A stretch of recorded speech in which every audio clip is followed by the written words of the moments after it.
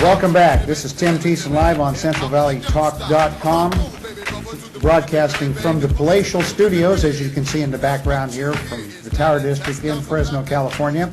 My guest today in this segment is Roy Kendall from Vice, a real estate broker, and then also on the phone with us live from Pasadena is Christopher Sutton. He's a real estate attorney, and we're talking about redevelopment agencies. Christopher, and for the viewers too, this is an issue that's coming up. Governor Brown has brought it up, and this is really interesting since I started prepping up for the show in the last 5-6 days. Is on this issue, you have conservatives and liberals against it. You have conservatives and liberals for it on the other side.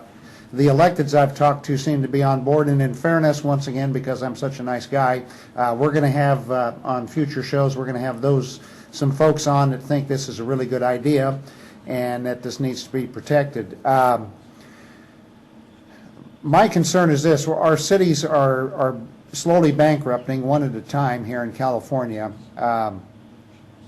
If I understand this right, the current taxes that do go where they're supposed to go outside of the RDA are based on like bare ground prices or blighted prices, and that never goes up with the improvements. Is that correct? Yeah, it's based under Prop 13. It's based upon the market value of the property at the time of the last sale or the last major improvement plus 2% a year, and it goes up and it's fixed by Proposition 13. The problem is that whenever there's new construction or a sale in a project area, all or most of the new taxes that were paid by the owner go to the agency. They don't go to the schools of the city or the county. It gets diverted, and that's the problem. It's just this formula that applies automatically, whether the area is blighted or not, whether the agency did anything at all to improve the area. They just snatched the money, and that money should be going back to the cities, the counties, and the schools. And when a city has an agency, they got to keep the agency money separate, and they can't use that money for police and fire. And that's the problem here. And redevelopment is set aside just for the purpose of subsidizing development. And a city may be going bankrupt while the redevelopment agency is flush with money, and there's nothing they can do about it. And there's no formal budgeting process that allows people to decide, should this money go to subsidize a stadium, or should this go to pay for police officers and teachers? That budgeting decision, that debate, that free discussion of priorities never takes place because it's prohibited by the redevelopment formula. They just set this money aside for redevelopment. It just grows and grows, and while the rest of the government agencies suffer. Okay, well, that probably explains part of what's going on then. So we have a base property value, say bare dirt, or a blighted building that's been torn down, and so if somebody took and built a $35 million stadium or whatever that would be, that ups in the property tax now goes back to the agency and not back to where it needs to go to run the government. Is that correct? That's correct. And it even occurs when there's simply a change of ownership or someone goes in and re-roofs their house that the agency has nothing to do with. They get 100% of all of the increases in the project area, subject to the 93 project set-aside issue, but most of the time, this money is just going to that's why 80% in Bunker Hill is going to redevelopment and 2% is for all other government agencies. It's open-ended. It's swallowing up the entire property tax revenue of the state. Okay, we have a question here from a viewer, and it says, who is in control of the redevelopment money? Give us a name. Now, who's in charge of the redevelopment? If you'll kind of go through that scenario of how this bureaucracy is stacked and layered. Well, because each city and each county, if they have an agency, the same 5 people or 7 who sit on the city council take off that hat and put on a hat as a redevelopment official. And the city manager takes off his city hat and puts on a redevelopment hat. And they make the decisions. And in addition, they get paid a whole second set of salaries. So if you're on a city council and you get paid one salary or stipend to be on the council, you get paid a whole other second set of salaries and stipends to be on the redevelopment agency, even though you only spend 5 or 10 minutes a week on it. And it's true for city officials, planning directors. They'll get a second set of salaries from the agency money, and that's why they all love it, because it's a way to boost their little bureaucratic kingdom. They just increase their own salaries using redevelopment, and it has nothing to do with blight. They just happen to control the money. So it's just a shell game to enrich a few people. And so, of course, people in government love redevelopment because they don't have to go to the voters to raise taxes. They steal the tax money from some other agency, and they increase their own salaries and their own prestige, and they, have fun with that money. But that's not what it's for. Well, yeah. Once again, we have gotten away from the intent of what the redevelopment agencies are supposed to be, and it's become, its own entity, its own bureaucracy, and. Now, this is not a problem that's exclusive to California, though, either. Now, although this is a nationwide phenomenon, right? Is that correct? Yeah, in those states that have tax increment financing, which include a lot of the states in the Midwest to the West Coast, on the East Coast they have a different process to fund it, where they simply forgive the property taxes in redevelopment areas, so that if you build something new in New York or in Philadelphia, you simply don't pay any property taxes at all for a certain period of time.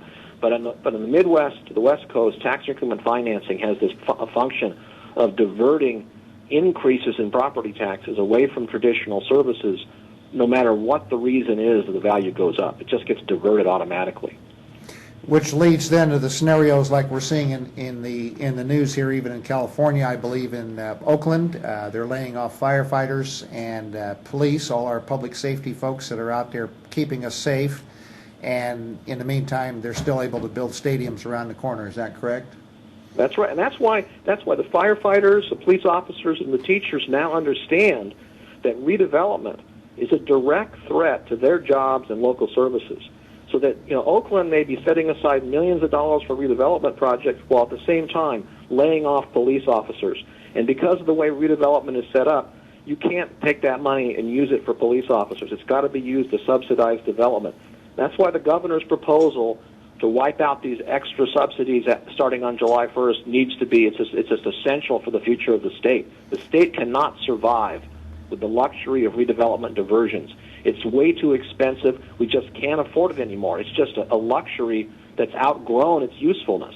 Okay. One of the concerns that somebody I was talking to this week about this that expressed to me, and they said, well, if the governor eliminates this and the legislature or whoever ultimately makes the decision on this, that they're going to call in all the debt also and then take the balance of the funds, or what's with that? But these folks seem to be really upset about the fact that this is even being threatened. Well, but the public bonds, when the government borrows money at the state, national, or local level, both the state and federal constitution require that debts be paid back. The government can't borrow money and not pay it back. And so, in fact, the single largest thing that redevelopment spends money on every year is paying back its debts, so that about half the $5 billion a year is going to pay back debts. And the governor's proposal guarantees that those bonds will be paid back. But it also says there's going to be no new bonds, there's going to be no new project areas, and we're going to cut back on what they're spending their money on going forward. But yeah, the debts have to be paid, and that's a problem because these debts were never voter approved. They're just debts that go on and on and on, and that needs to come to an end. So there could, if this goes through, there could be some surprises in store for all of us as taxpayers. Is that correct? Well, it depends on what the money's being used for, but if the governor's proposal is to take this money and return it back to the local authorities who would have had it if redevelopment didn't exist. And so there's going to be more money locally for police, fire, teachers, parks, public health, courts, prisons, jails, whatever there is at the local level. And so that it's not the state using the money, it's the state freeing up the redevelopment money to be used for traditional services and preventing the agencies from using it for services that no one really wants, to subsidize stadiums or auto dealers or big box retailer. And, the state's in trouble.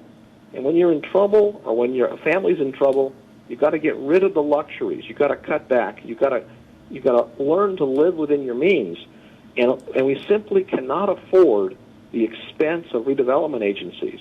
They just move businesses back and forth between cities. They move stadiums and sports teams back and forth.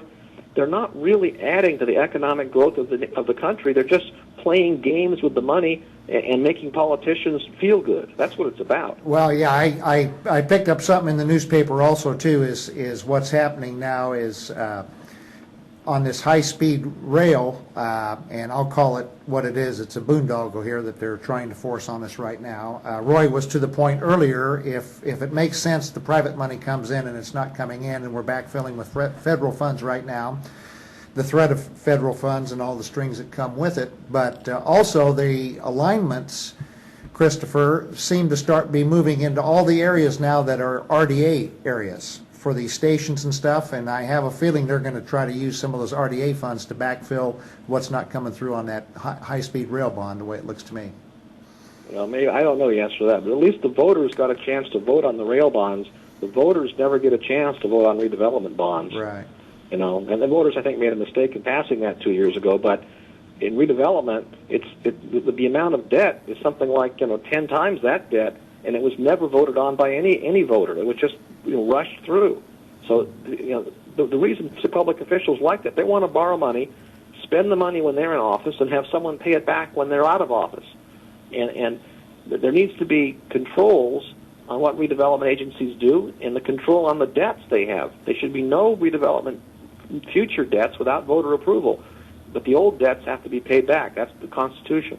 Okay. Well, Christopher, we thank you for coming on today, and Roy, we want to thank you for coming in. If we can, we'd like to call on you again and have you back on. This is going to be, I think, a red-hot topic. This is going to be the red herring of the budget process this year. And Roy, did you have something to say quick before we go to break? Yes. The website is Redevelopment, the Unknown Government. I highly recommend everyone go to your computer and study this, learn about it, redevelopment, the unknown government, and then decide what you want to do about it. Okay, very good. Christopher, thank you so much, sir. Looking forward to talking to you again. My pleasure. Be Roy, available anytime. Thanks for coming on. We're going to go to a commercial break, and we're coming on with Bruce Thiessen, and we're going to be doing some veteran affairs issues here for the rest of the program. We'll be right back.